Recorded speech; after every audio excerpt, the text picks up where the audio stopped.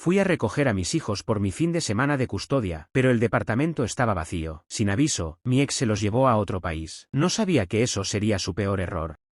Mi nombre es Mauricio, tengo 42 años, soy ingeniero industrial. Durante 12 años estuve casado con Valeria, una mujer que conocí en la universidad y de la que me enamoré porque reía con los ojos cerrados y tenía una forma de caminar que parecía un baile lento. Nos divorciamos hace 3 años. La razón fue simple, ella quería vivir en otro país. Yo no, yo tenía mi empresa, mi equipo, mi vida construida ladrillo por ladrillo. Ella sentía que Chile se le quedaba pequeño. Empezó a hablar de España, de Canadá, de Australia. Yo le dije que no podía empezar de cero. Ella me dijo que tenía miedo. Tal vez tenía razón. La custodia quedó compartida. Nuestros hijos, Tomás de 9 años y Sofía de 7, vivirían con ella en la casa que habíamos comprado juntos. Yo los tendría los fines de semana alternos y 2 horas los martes y jueves. Pagaría el 40% de los gastos escolares y médicos. Todo firmado, todo notariado, todo legal. Durante 3 años funcionó. O eso creía. Los martes salía de la oficina a las 4:30. Llegaba a la nevería a las 4:40. Compraba 2 helados de fresa para ellos y uno de chocolate para mí. Ellos siempre se reían porque yo elegía el peor sabor. Luego caminábamos hasta el departamento. Me contaban del colegio, de sus amigos, de las peleas en el recreo. Sofía una vez le pegó a un niño porque le dijo que su mochila era fea. Tomás se escondió detrás de una profesora cuando un compañero lo amenazó con una lagartija. Esas pequeñas cosas eran mi vida. Valeria y yo hablábamos solo lo necesario. Intercambios en la puerta, correos sobre pagos. Una vez al mes una llamada para ajustar visitas cuando alguno de los niños estaba enfermo. Ella había empezado a salir con un tipo llamado Andrés. Yo no preguntaba, pero algo cambió 6 meses antes del martes de los helados. Las visitas empezaron a fallar. Un martes, Tomás no estaba. Valeria dijo que se había ido con un compañero a hacer un trabajo del colegio. Al siguiente martes, Sofía tenía fiebre. La vi por videollamada. Estaba en pijama, con la cara colorada. Le canté una canción que le gustaba. Se durmió mientras yo cantaba. Un jueves, ella no abrió la puerta. Dijo que se había olvidado de que yo iba, que había llevado a los niños al cine. Empecé a sospechar. Revisé las redes sociales de Valeria. Todo parecía normal, pero los olvidos se volvieron frecuentes. Llamadas que no contestaba. Mensajes que leía y no respondía. Fui al colegio un miércoles cualquiera y hablé con la secretaria. Le pregunté si los niños habían faltado últimamente. Me dijo que no, que todo normal. La semana siguiente fui a buscarlos un martes. Me abrió Andrés. Dijo que Valeria no estaba, que había salido a hacer trámites. Los niños estaban viendo televisión. Andrés se sentó en la cocina con su computadora. Yo me senté con Tomás y Sofía. Les pregunté cómo estaban. Sofía dijo que quería ir a mi casa. Tomás se encogió de hombros. Andrés no nos quitó los ojos de encima. Cuando me fui, él me siguió hasta la puerta. Me dijo que Valeria le había contado todo. No supe qué significaba eso. No pregunté. Ese fue el último martes normal. El jueves siguiente, Valeria escribió diciendo que los niños estaban resfriados. Que mejor no fuera. El sábado siguiente, mi fin de semana, me dijo que se habían ido a casa de sus abuelos maternos. Fui al departamento igual. Toqué. Nadie abrió. Llamé a la mamá de Valeria. Me dijo que los niños no estaban con ella. Ahí supe, pero no quise saber. Esperé al martes. Llegué con los helados de fresa. El departamento no solo estaba vacío, estaba limpio, como si nunca hubiera sido habitado. No había muebles, no había cuadros, no había juguetes, no había zapatos en la entrada, no había imanes en la nevera. Revisé cada habitación. La de Tomás, con sus paredes celestes y sus pósters de dinosaurios. Vacía. La de Sofía, con sus dibujos pegados con cinta y su colección de piedras pintadas. Vacía. La habitación de Valeria, donde alguna vez dormía a su lado. Vacía. El baño olía a cloro. La despensa tenía los estantes abiertos y desnudos. Me senté en el suelo de la sala. El piso estaba frío. Había una mancha de humedad en el techo que Valeria siempre decía que había que arreglar. Nunca la arreglamos. Saqué el teléfono. Llamé a Valeria. No contestó. Llamé de nuevo. No está disponible en este momento. Envié un mensaje. ¿Dónde están mis hijos? Se puso azul, pero no respondió. Llamé a Andrés. No contestó. Llamé a la mamá de Valeria. Le conté lo que vi. Se quedó en silencio. Me dijo que no sabía nada, que Valeria le había dicho que se iban de vacaciones. Le pregunté a dónde. No sabía. Salí del departamento. Bajé las escaleras. En la calle, el sol me pegó en la cara. La gente caminaba normal. Los autos pasaban normal. Una señora paseaba a su perro. Yo estaba parado en medio de la vereda con 2 helados derritiéndose en la mano. Los boté en un basurero. Caminé hasta mi auto. Me senté. No encendí el motor. Pensé en Tomás. Pensé en Sofía. En cómo me abrazaba el cuello cuando la cargaba. En cómo decía, papi, con una entonación que parecía una canción. A las 6 de la la mañana del día siguiente llamé a la policía. La comisaría estaba casi vacía. Un oficial me tomó la denuncia. Le mostré el acuerdo de custodia, los mensajes, las fotos de mis hijos que siempre llevo en la billetera. Me miró con una mezcla de lástima y cansancio. Me dijo que iban a hacer un reporte, que necesitaban 24 horas para verificar si Valeria seguía en el país. Me preguntó si tenía alguna prueba de que se había ido. Le dije que no, que solo el departamento vacío. Movió la cabeza. Me fui con un papel que decía denuncia por incumplimiento de régimen de visitas. Un papel. Eso tenía. Llamé a mi abogado, Sergio, un hombre de 60 años que me había ayudado con el divorcio. Lo desperté. Le expliqué todo. Me dijo que fuera a su oficina a las 10. Llegué a las 9:30. Sergio me hizo repetir todo 2 veces. Tomó notas. Preguntó detalles. ¿Cuándo fue la última vez que vi a los niños? ¿Qué dijo Valeria antes de desaparecer? Si sabía de algún viaje planeado. Le dije que no sabía nada. Mauricio, esto es sustracción parental. Si ella salió del país sin tu autorización, es un delito. ¿Cómo sabemos si salió del país? Vamos a migraciones. Fuimos. Pedimos un informe de movimientos migratorios de Valeria y los niños. Tardaron 2 horas en dármelo. Cuando lo tuve en las manos, no quise abrirlo. Sergio lo abrió. Salieron hace 4 días. Vuelo a Madrid. Escala en Bogotá. La sala empezó a girar. ¿Los niños? Pregunté con una voz que no reconocí. Sí, los 3. Cerré los ojos. ¿Puede hacer eso? Pregunté. ¿Puede simplemente irse? No, necesita tu autorización notariada para sacar a los niños del país. O una autorización judicial. ¿Y la tiene? No, porque tú no se la diste. Entonces, ¿cómo salió? Sergio suspiró. Puede haber falsificado una firma. O puede haber usado una autorización que tú le diste antes sin fecha de vencimiento. O puede haber mentido en el aeropuerto. Recordé que un año atrás Valeria había querido viajar con los niños a Disney. Le firmé una autorización específica, viaje a Orlando, Florida, del 15 al 22 de julio. Nada más. No pudo haber usado la de Disney. Esa era para fechas específicas. Entonces falsificó. Esa palabra se quedó flotando en el aire. Mi exesposa, la madre de mis hijos, había falsificado mi firma para llevarse a mis hijos a otro país sin decirme. Esa noche, solo en mi casa, abrí una botella de vino que había guardado para una celebración que ya no recordaba cuál era. Me tomé la mitad. Lloré en el sofá. Me dormí con la ropa puesta. A las 3 de la mañana desperté con una idea. No era una idea de esperanza. Era una idea de guerra. Me levanté, fui al baño, me lavé la cara. Hice un café. Me senté en la mesa. Saqué un cuaderno. Escribí los hechos. Valeria se llevó a los niños a España sin mi permiso, incumplió el acuerdo de custodia, incumplió la ley, no contestaba llamadas ni mensajes. Luego escribí lo que necesitaba, saber dónde estaban exactamente, forzar su regreso y que pagara consecuencias. Empecé a investigar. Busqué qué hacer si mi ex se lleva a mis hijos a otro país. Entre los primeros resultados encontré un artículo de un abogado argentino. Hablaba de algo que nunca había escuchado. El Convenio de la Haya sobre los aspectos civiles de la sustracción internacional de menores. Lo leí 3 veces. El convenio era un tratado internacional firmado por decenas de países. Su objetivo era prevenir que un padre se llevara a un hijo a otro país sin el consentimiento del otro. Y si lo hacía, el otro país estaba obligado a devolver al niño de forma inmediata. El convenio se aplicaba si el niño vivía habitualmente en un país firmante, si había sido sustraído antes de los 16 años, y si el padre que se quedó no había dado su consentimiento. Chile era firmante. España también. Mis hijos vivían en Chile, tenían 9 y 7 años, y yo nunca había consentido nada. El convenio me daba derecho a exigir su regreso. Busqué abogados especializados en La Haya en el sitio del Ministerio de Justicia. Llamé al primero. Me pasaron con un abogado. Me escuchó. Me dijo que él no tomaba esos casos, pero que conocía a alguien que sí. Me dio un número. Llamé. Contestó una mujer. Se llamaba Clara. Tenía voz grave y pausada. Le conté todo en 10 minutos. No me interrumpió. ¿Tienes el número de vuelo? ¿La fecha exacta? ¿El pasaporte de los niños? ¿El acuerdo de custodia? ¿La denuncia policial? ¿Mensajes de WhatsApp donde ella admite que se fue? Tenía parte de eso. No todo. Consíguemelo todo. En 48 horas. Si no, el proceso se atrasa meses. ¿Cuánto cuesta? 5 millones de pesos de honorarios iniciales. Si ganamos, otros 5. Si perdemos, no pagas los segundos. No tenía 5 millones líquidos, pero tenía una casa, un auto, un seguro de vida que podía liquidar y una hermana que me prestaría dinero. Lo consigo. Te mando la lista de documentos por correo. No pierdas tiempo. Colgué. Eran las 6 de la mañana. El sol empezaba a asomar. Salí al balcón. Por primera vez en 48 horas, no lloré. Sonreí. No era felicidad. Era furia fría, calculada, que sabía exactamente a dónde quería llegar. Valeria pensaba que podía huir con mis hijos porque la distancia la protegería. No conocía la ley, y no me conocía a mí. Las siguientes 48 horas fueron una pesadilla administrativa. Primero, la denuncia policial. La que ya tenía era básica. Necesitaba una más específica que mencionara la sustracción internacional. Fui a la comisaría central. Me atendió un oficial distinto. Le expliqué la situación. Me miró como si hablara chino. Tuve que mostrarle el convenio en mi teléfono. No sé de eso, me dijo. Tráigame a su superior. El superior llegó después después de 20 minutos, una capitana que leyó el número en su uniforme. Me escuchó y entendió. En 10 minutos tuvo lista la denuncia actualizada. Firmé, salí. Segundo, el acuerdo de custodia, lo tenía escaneado, lo imprimí en una copistería, hice 3 copias. Tercero, los pasaportes. Guardaba fotos de los pasaportes de los niños porque alguna vez me los pidieron para un viaje. Las encontré en mi correo. Cuarto, los mensajes, revisé WhatsApp desde 6 meses atrás. Cada conversación con Valeria, cada mensaje donde cancelaba una visita, cada excusa, los organicé por fecha, los imprimí. Eran 37 páginas. Quinto, el vuelo, llamé a Clara. Me dijo que no necesitaba el boleto. Con el informe migratorio bastaba para probar la salida del país. Lo que necesitas es probar que Valeria sigue en España. ¿Cómo hago eso? Redes sociales. Contactos. Alguien que la haya visto allá. Revisé el perfil de la hermana de Valeria. Sus publicaciones seguían siendo paisajes. Pero había un comentario de una amiga que decía, qué lindo España, en una foto de una playa que no era chilena. Amplié la foto. Edificios blancos.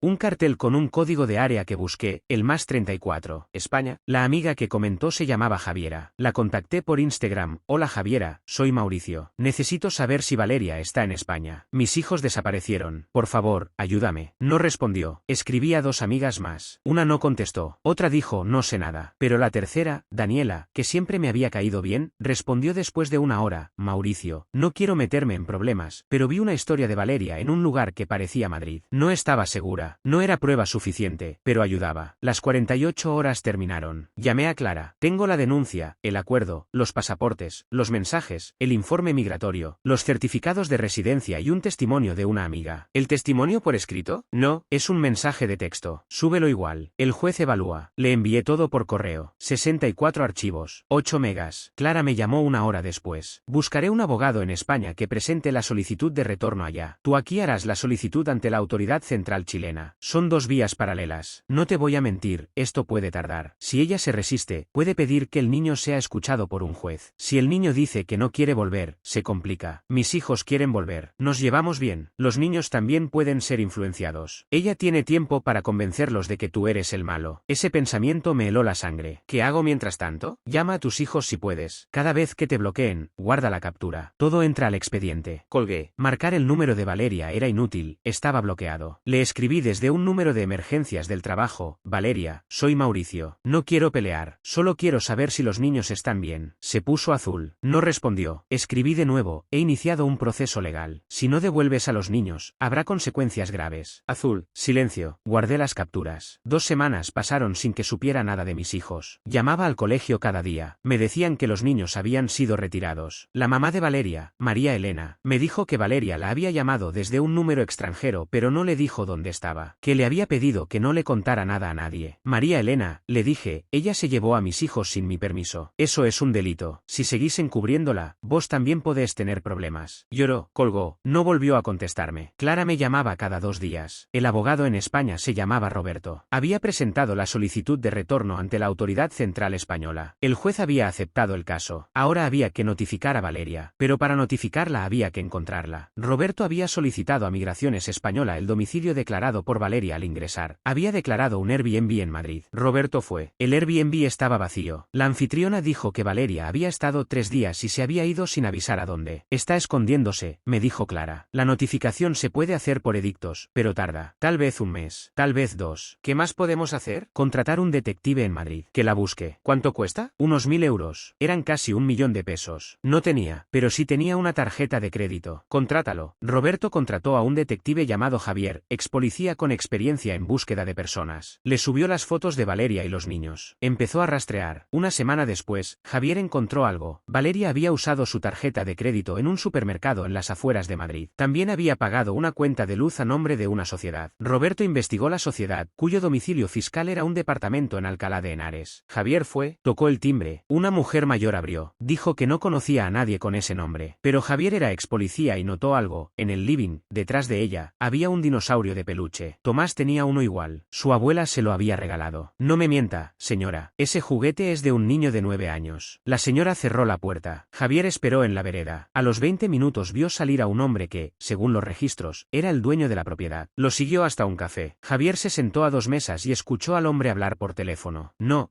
los vecinos no saben nada. Sí, ella está tranquila. Los niños ya están en el colegio de aquí. No, el papá no sabe nada. Javier grabó todo. Al día siguiente teníamos la dirección exacta carta y una grabación que probaba que Valeria estaba escondiendo a los niños. La notificación se hizo en 48 horas. Valeria fue notificada un martes, el mismo día de la semana que yo los iba a ver con helados de fresa. El jueves, Roberto me envió el documento, 20 páginas que decían que Valeria debía presentarse ante el Juzgado de Familia de Madrid en 10 días para responder por la sustracción de los menores. Además, el juez ordenaba que los niños fueran evaluados por un psicólogo forense para determinar su estado emocional y si habían sido alienados. Valeria no se presentó. Mandó a un abogado de traje caro y modales fríos llamado Gonzalo. Su estrategia fue simple, decir que los niños no querían volver a Chile, que ya se habían adaptado a España, que el padre era ausente, que era mejor para ellos quedarse. Roberto me mandó la transcripción de la audiencia. Leí cada palabra. La sangre me hervía. Llamé a Clara. ¿Puede hacer eso? ¿Decir mentiras? Puede, pero nosotros podemos probar que son mentiras. Clara redactó un escrito de 40 páginas. Incluía cada mensaje de Valeria cancelando visitas, cada llamada registrada, cada vez que incumplió el acuerdo. Incluía el testimonio de la secretaria del colegio, que declaró que todos los martes y jueves yo iba a buscar a los niños. Incluía el testimonio de un compañero de trabajo que me vio llorar en la oficina cuando no pude verlos. Incluía la grabación del detective. Incluía las capturas de pantalla donde Valeria leía mis mensajes y no respondía. El escrito se envió al Juzgado de Madrid. Una semana después, el juez emitió una resolución intermedia. Ordenaba a Valeria entregar los pasaportes de los niños a la Autoridad Central Española y fijaba una nueva audiencia para decidir si procedía el retorno inmediato. Valeria no entregó los pasaportes. Dijo que los había perdido. El juez no podía probarlo. Roberto pidió que se emitiera una orden de búsqueda de los niños. El juez dijo que era prematuro. Esa fue la primera vez que sentí que el sistema me fallaba. El proceso se extendió 3 meses. 3 meses de audiencias, escritos, declaraciones, peritajes psicológicos y noches en vela. 3 meses donde Valeria usó cada truco legal para dilatar, cambió de abogado 2 veces, alegó que los niños sufrían de ansiedad y que volver a Chile los dañaría. Presentó un certificado médico falso que Roberto desmontó al día siguiente. Presentó un vídeo donde Tomás decía: no quiero volver a Chile, no quiero ver a mi papá. El vídeo era corto. Tomás estaba sentado en un sofá con una expresión rígida, leyendo algo que claramente le habían escrito. Roberto pidió que el vídeo fuera peritado. El perito concluyó que el niño había sido instruido para decir esas palabras. El juez lo anotó, pero no ordenó el retorno. Ahí entendí que no bastaba con tener la razón. Había que tener paciencia y estrategia. Clara me dijo algo que nunca olvidé: Mauricio, en estos casos no gana el que tiene más pruebas, gana el que tiene más resistencia. Ella está allá, con los niños, en su zona de confort. Tú estás aquí, solo, pagando abogados. Si te cansas, ella gana. Trabajaba todo el día, llegaba a casa, revisaba el caso, dormía 4 o 5 horas, repetía. Mis amigos me decían que me estaba destruyendo. Mi mamá me decía que dejara de gastar plata en abogados. No importaba, todo lo que importaba estaba a 8.000 kilómetros. En el tercer mes pasó algo que cambió todo. Roberto consiguió una declaración de la directora del colegio español donde Valeria había matriculado a los niños. La directora declaró que Tomás había llegado llorando el primer día. Le preguntó qué pasaba. Tomás dijo: extraño a mi papá. No sé por qué mi mamá no me deja llamarlo. Valeria no sabía que la directora había escuchado eso, ni que tenía una hija en situación similar y se había sensibilizado. La declaración llegó al juez. Esa misma semana, el juez ordenó el retorno inmediato de los niños a Chile. La resolución fue contundente. La madre había incurrido en sustracción internacional de menores al trasladar a los niños desde Chile a España. Sin el consentimiento del padre, no existía prueba de que el retorno causara un riesgo grave para los menores. Se ordenaba el retorno inmediato a Chile bajo apercibimiento de multa y medidas cautelares. Lo leí 3 veces. Lloré. Llamé a Clara. ¿Ya lo viste?, preguntó. Sí, esto no ha terminado. Ella puede apelar. ¿Cuánto tiempo tiene? 15 días. Los 15 días pasaron. Valeria apeló. El Tribunal de Apelaciones tardó 2 meses en resolver. 2 meses más. 2 meses en los que Sofía perdió un diente y yo no pude ponerle el regalo del ratón Pérez debajo de la almohada. 2 meses en los que Tomás aprendió a andar en bicicleta sin rueditas y yo no pude verlo. Pero el tribunal confirmó la resolución. Sin votos en contra. Orden de retorno firme. Valeria recibió la orden un viernes. Tenía 10 días para entregar a los niños en la Embajada de Chile en Madrid, desde donde serían repatriados. No entregó nada. El 11º día, Roberto pidió a la policía española que ejecutara la orden. La policía fue al departamento de Alcalá de Henares. Valeria no estaba. Los niños tampoco. Había huido otra vez. Esa noche sentí que todo se derrumbaba. Había gastado más de 20 millones de pesos entre los honorarios de Clara, los de Roberto en España, el detective, los pasajes y semanas de gestiones. Había peleado 8 meses. Tenía una orden judicial internacional a mi favor. Y ella seguía ganando porque podía moverse más rápido que la justicia. Llamé a Clara a las 2 de la madrugada. ¿Qué hago ahora?, pregunté con la voz rota. Esto es bueno, dijo. ¿Cómo que es bueno? Se escapó. Ahora el juez va a tomar medidas más duras. No le va a gustar que desobedezcan su orden. Tenía razón. El juez juez emitió una orden de busca y captura internacional. Activó la alerta amarilla de Interpol. Valeria ya no podía salir de España sin ser detectada. Además, el juez ofició al Ministerio Fiscal español para que iniciara una investigación penal contra Valeria por sustracción de menores. La pena podía ser de 2 a 4 años de cárcel, y ordenó el ingreso de los niños en un centro de protección temporal en cuanto fueran localizados, para ser entregados directamente a la embajada chilena. Valeria ya no tenía margen de maniobra. El detective Javier la buscó durante 3 semanas. Rastreó llamadas, movimientos bancarios, declaraciones de impuestos, hasta que un vecino de un pueblo a 30 kilómetros de Madrid llamó a la policía. Había visto a una mujer con 2 niños que se parecían a las fotos del boletín de búsqueda. La policía fue. Era Valeria. Estaba viviendo en una casa rural, haciendo trabajo doméstico a cambio de hospedaje. Los niños estaban con ella. Estaban desaliñados, con ropa que no les quedaba bien. Sofía tenía una tos que no le habían tratado. La policía detuvo a Valeria. Tomó a los niños. Los llevó a un centro de protección. Esa noche, Roberto me llamó. Los encontramos. Están bien. Están en un centro. En 3 días los suben a un avión a Santiago. No pude hablar. Solo lloré. Mauricio, ¿estás ahí? Sí, sí. Gracias. Gracias, Roberto. No me lo agradezcas a mí. Agradécele a tu terquedad. Llegué al aeropuerto de Santiago 4 horas antes. Me senté en la sala de llegadas internacionales y miré la puerta por la que saldrían. Una señora se sentó a mi lado. Me preguntó si esperaba a alguien. Le dije que a mis hijos. Me preguntó cuánto tiempo sin verlos. Le dije que 8 meses. Me dio la mano. No dijo nada más. El vuelo aterrizó a las 11 de la mañana. Los pasajeros empezaron a salir. Familias, empresarios, turistas. Los vi. Tomás caminaba agarrado de la mano de una funcionaria de la embajada. Sofía iba del otro lado. Ambos tenían mochilas nuevas que no reconocí. Tomás me vio primero. Se soltó de la mano de la funcionaria y corrió. Papi. Sofía también corrió. Los abracé. Los apreté. Los apreté como si pudiera meterlos dentro de mí para que nunca más los sacaran. Tomás lloraba. Sofía también. Yo también. Los tres, sin disimulo, sin vergüenza. La funcionaria se acercó. Me entregó una carpeta con documentos. Dijo que los niños necesitaban revisión médica, que el proceso de reintegración debía ser supervisado por un psicólogo, que Valeria tenía prohibido acercarse a ellos hasta nueva orden. No escuché nada de eso. Solo los abracé. Sofía me dijo al oído, papi, no quiero volver a irme. Te prometo que nunca más, le dije. Tomás me miró. Tenía los ojos hinchados. ¿Mamá se va a poner mala?, preguntó. Mamá tomó decisiones que no debía tomar. Pero vos no tenés que preocuparte por eso. Yo voy a cuidarte. Siempre, asintió. Salimos del aeropuerto. Los subí al auto. Les puse el cinturón. Miré por el espejo retrovisor. Estaban mirando por la ventana, como si descubrieran la ciudad otra vez. Encendí el motor. Antes de salir, les dije, ¿quieren helado? Sofía sonrió por primera vez. ¿De fresa?, preguntó. De fresa, dije. Valeria no volvió a Chile. La justicia española la procesó por sustracción de menores. La condenaron a 2 años de prisión, suspendidos por no tener antecedentes. Pero la condena incluía una orden de alejamiento de los niños por 3 años y la pérdida de la patria potestad. Aquí en Chile, el juez de familia revisó el caso. Anuló el acuerdo de custodia compartida. Me dio la custodia total y exclusiva de Tomás y Sofía. Valeria fue condenada al pago de las costas judiciales, 38 millones de pesos. Además, el tribunal ordenó que su nombre quedara registrado en el Archivo Nacional de Deudores de Pensiones y Costas Judiciales. No podrá salir del país sin pagar. Nunca pagará. Pero no importa. Ella no puede acercarse a mis hijos. No puede reclamar visitas. No puede tomar decisiones médicas o escolares. No existe para ellos en términos legales. A veces Tomás pregunta por ella. Le digo la verdad, que cometió un error muy grande, y que por eso no puede verlos. Él asiente con tristeza pero no insiste. Sofía nunca pregunta. Los fines de semana comemos helado de fresa. Vemos películas. A veces se quedan dormidos en el sofá y los llevo a la cama uno por uno. Todavía me cuesta dormir. A veces despierto pensando que no están, que todo fue un sueño. Voy a sus habitaciones. Los veo respirar. Y vuelvo a la cama tranquilo. Un año después del reencuentro, recibí un sobre de la Embajada de Chile en España. Dentro había una copia de la sentencia definitiva. Valeria había apelado la condena. El tribunal no solo la rechazó, la aumentó. 3 años de prisión efectiva si pisa Chile. Multa de 20.000 euros. Prohibición de comunicación con los niños hasta que cumplan 18 años. Leí la sentencia en la cocina, mientras Tomás hacía la tarea en la mesa y Sofía dibujaba un arco iris. Guardé el papel en un cajón. Esa noche, cuando los niños estaban dormidos, me senté en el balcón. Miré el cielo. Había estrellas. Pensé en el día del departamento vacío, en los helados derritiéndose, en el papel de la comisaría que decía incumplimiento de régimen de visitas, en los 20 millones de pesos gastados, en las noches sin dormir, en el juez que dudó, en la directora del colegio que tuvo compasión. La ley no es justa por sí sola. Hay que usarla como un martillo. Hay que insistir. Hay que pagar. Hay que esperar. Hay que llorar. Hay que seguir. Pero al final, si tenés razón y no te rendís, la la ley te devuelve lo que es tuyo. Antes de dormir, fui a la habitación de Tomás. Estaba boca arriba, con un brazo fuera de la frazada. Le subí la frazada. Murmuró algo inentendible. Fui a la de Sofía. Estaba acurrucada con su osito de peluche. Le di un beso en la frente. Volví a mi cama. Cerré los ojos. No soñé con el departamento vacío. Soñé con una nevería, con 3 helados de fresa, y con 2 niños que me esperaban en la puerta. Si alguien está leyendo esto y su expareja está a punto de huir con sus hijos, no espere. No tenga miedo. No crea que la distancia es más fuerte que la ley. Busque un abogado especializado en La Haya hoy mismo. Cada día que pasa es un día que su hijo pasa lejos de usted. Yo gané porque no me rendí. El tiempo nunca está del lado del que quiere hacer lo correcto. Pero la ley, cuando se usa bien, es implacable.